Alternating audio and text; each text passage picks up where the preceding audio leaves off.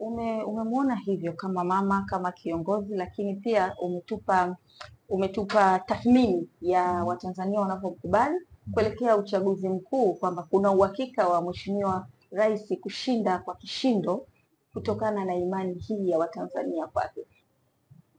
Kwa niaba ya Chama cha Mapinduzi mkoa wa Dar es Salaam, tunamwambia Daktari Samia Suluhu Hassan, sisi Dar es Salaam hatumdai, tunataka kumlipa deni analotudai, na deni lake tutamlipa Oktoba katika uchaguzi mkuu. Wanaposema no reform, tunawashangaa, lakini tunawashangaa zaidi kwa sababu kuna wenzao wanasema watashiriki uchaguzi ndani ya chama kimoja. Tunamwangalia Daktari Samia kama mkandarasi. Leo Dar es Salaam unaitazama, Dar es Salaam imefumuliwa, vumbi linatimka Dar es Salaam, lakini wana Dar es Salaam hawapati karaha kwa sababu wanafahamu faraja inayokuja baada ya karaha ya kupita kwenye vumbi. Huduma ya mwendokasi katika mkoa wa Dar es Salaam itakwenda kumgusa kila Mtanzania anayeishi Dar es Salaam bila kujali hali yake. Tuna huduma ya mwendokasi Mbagala, tuna huduma ya mwendokasi Tegeta, tuna huduma ya mwendokasi Buguruni, tuna huduma ya mwendokasi Gongo la Mboto, uwanja wa ndege, katikati ya mji, maeneo ya Kigogo, Magomeni, Kinondoni, mjini, katikati Posta. Hakuna mahala huduma ya mwendokasi haitoa mgusa mtu.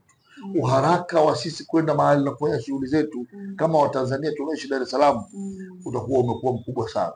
Zamani unafahamu, ukisikia kwenda Mbagala ilikuwa ni shughuli kubwa, lakini sasa unahesabiana dakika kufika Mbagala, utahesabiana dakika kufika Tegeta, utahesabiana dakika kwenda Mbezi ya Chini.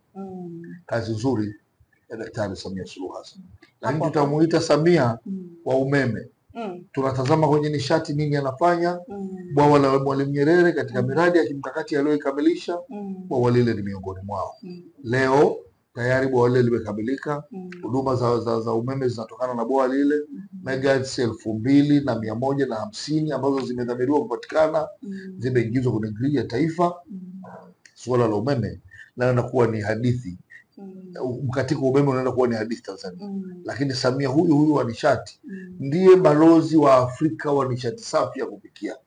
Tumeona ambavyo kina mama, taasisi mbalimbali zimewekeza kwenye namna ya kusaidiana kumfanya mwanamke kuepukana na moto na moshi. Nishati safi na afya zinaboreka. Kwa hiyo Samia amekuwa Samia wa nishati. Mama Samia support mitano tena.